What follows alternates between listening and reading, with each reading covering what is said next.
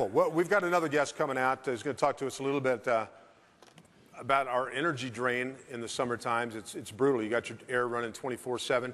So coming today from SRP, how about a big round of applause for Mr. Tom Kovalak? Hey, Tom.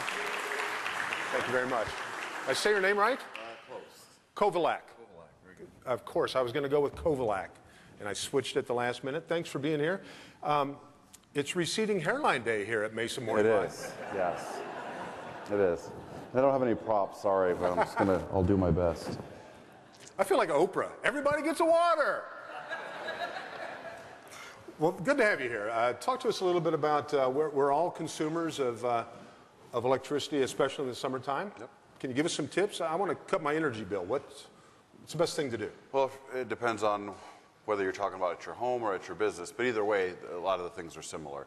The biggest thing is air conditioning in Arizona, of course, so you want to have your thermostat set as close to the outside temperature as possible while still being comfortable. Yes, right. So you're not going to set it at 100, even though, yes, your bill will be very low, but you'll be hating life, of course. So, and the big thing about that is every degree that you can raise it in the summer can save about 4% or so per degree. So literally every degree that you can raise it and still be comfortable, you're saving 4%. Not 4% on your total electric bill, of course, but 4% on the cooling side of your bill. The other thing is, whether it's commercial, industrial, or residential, is your water heater. Now, of course, if you have a gas water heater, we at SRP don't care because that's the gas company. But no, but really, if you have an electric water heater or gas, you want to have your temperature set at about 120.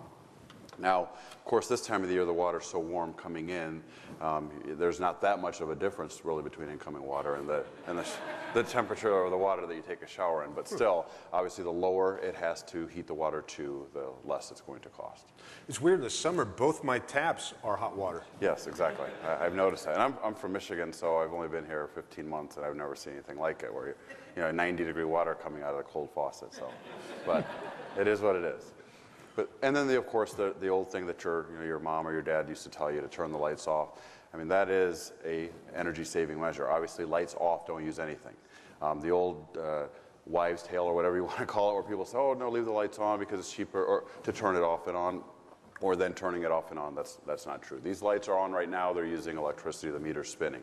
You turn them off, the meter stops. So definitely turn lights off in unused rooms or when your business is occupied at night, other than security lights. Because these folks here are varying sizes of business, everybody from the small individual business person to the big companies. Right. What's your take on Cfls and all the alternative energies?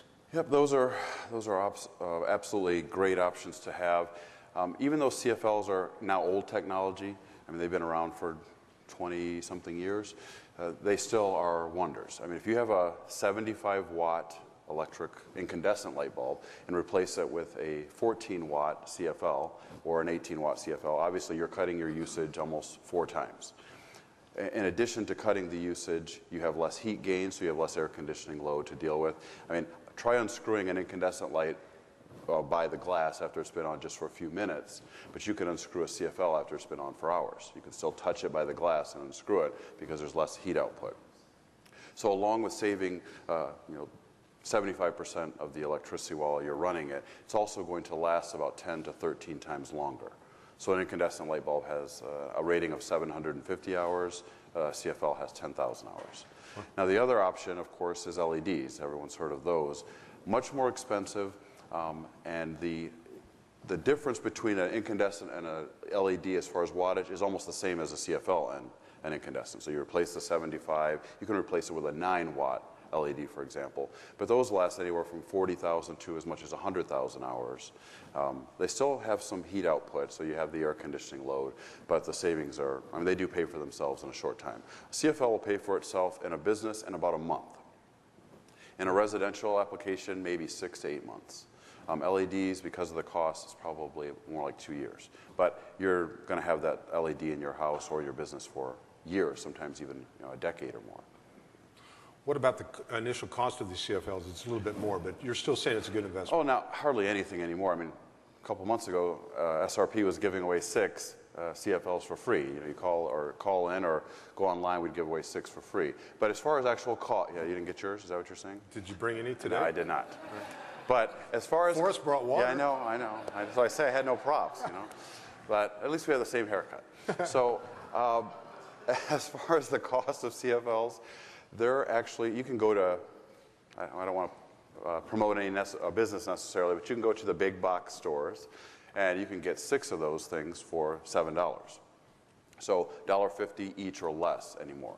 So I would say if you have incandescent light bulbs in your house, you shouldn't. I mean, just go to whatever those stores are and pick them up and replace them. There's no sense in having incandescent bulbs anymore. What, we've all heard stories about when you break a CFL at your home. Is that undue paranoia? Or No, you don't have to call the hazmat team in. I just call Forrest and he shows up. I was going to say, yeah, you might want to call him, but there is mercury in it. There's no question there is. There's about the same amount of mercury as at the end of a period at a sentence, just a tiny little bit. But you don't want to just go, pick it up with your hands either. You should sweep it up with a broom and dustpan, get rid of that, throw it outside in your trash outside. I've even heard that you should air your house out, open the windows. I'm not going to do that in this heat, but I guess some people may want to do that. But I've dropped it in my house, and I'm not worried about it. I just call your teenager in and have them clean it up. Of course, or your dog, or whatever. Or your dog. Nice. Yeah, that's right. Not Just a dog. a joke. Lover. No letters, please. Yes, please. Reach him at SRP. That's right. Well, cool. So, real quickly, if you're both residential and commercial or business-wise, a couple of things we could all do to immediately notice a difference. The air conditioning is going to be number one. Okay. I mean, if you have a programmable thermostat, set that programmable thermostat. Use it. I mean, you spent the money to get it. Actually, set it. So when you're leaving at the end of the day, have it go up 5 degrees, 7 degrees, and then have it set. If your business starts at 7 in the morning, have it come on at 5 or 6 a.m. Start pre-cooling it back to the temperature that you want it set at. You can do the same at your home. Especially SRP has something called an Easy 3 rate that is quite a bit higher during the hours of 3 to 6, and then it's much lower the rest of the day, the other 21 hours of the day. If you have a programmable thermostat, you got to set that to be either off during those 3 hours or certainly higher. You just don't want to spend that money on air conditioning, just like you don't want to do your laundry and things like that during those 3 hours. The lights off, obviously. If you have offices, like you see offices in your building and no one's in there, there should be motion sensors in those offices. So when no one's in there, the lights go off. And the good thing is SRP has incentive dollars for all the things I'm talking about. Lighting, HVAC, motors, drives, anything that can save energy, we have incentive dollars to help buy those costs down so your paybacks are less. But, and lighting.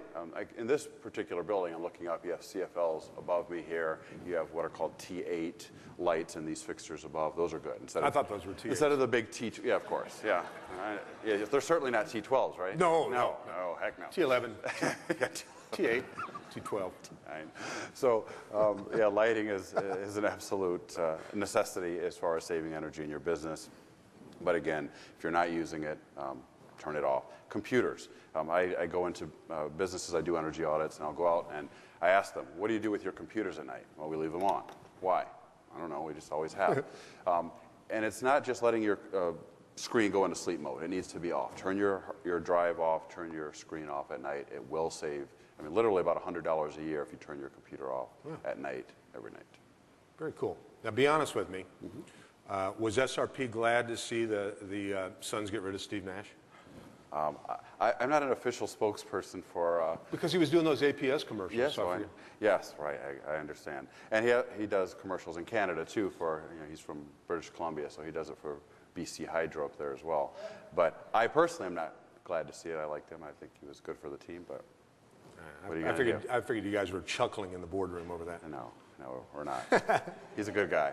Very cool. Well, we appreciate you stopping in, and thanks for teaching us all how to be cool. And go on savewithsrpbiz.com to save energy on your business, or savewithsrp.com to save at your home. And you know what? Take advantage of the resources we have here. The solar is in my truck right now. In my glove box, I have a chicken pot pie. Of course. It will be ready by the time I drive home. Well, and if I can say one more thing, like I say, I actually do go to businesses and do energy audits. If you would like me to come to your business, and it doesn't cost anything, I work for SRP, so it's a free service to you. Let me know. I'll be glad to come out and take care of that for you. Very cool. Thank you very much. Thank you. Tom, thanks for coming by.